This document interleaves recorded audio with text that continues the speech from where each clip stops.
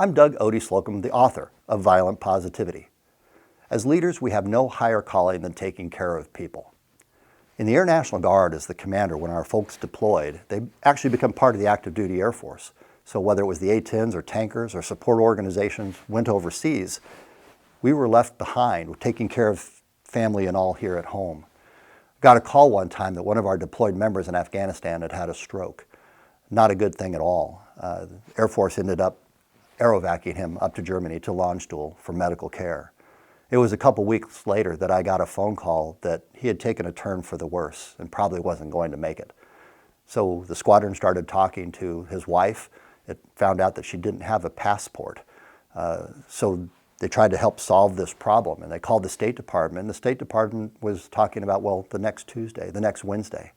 It was a Friday afternoon, and I thought to myself, that is not the right answer. I picked up the phone and I called our local congressman.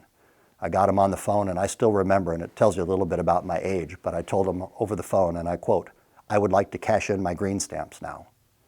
And he said, "What do you need?" And I explained to him, and he said, "Hang up the phone, you're going to get a phone call." I did. About 5 minutes later, I got a phone call back and it said, "Hello, this is the White House. How can we help?" So I explained to them what was going on and what we needed. They said, "Hang up the phone, we're going to call you back." And they did, and it was the State Department.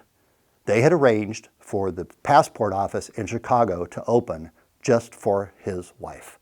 So we had her escorted to Chicago, where she got a passport. It was still probably hot off the press when we escorted her over to get on a plane to go to Germany to be with her husband.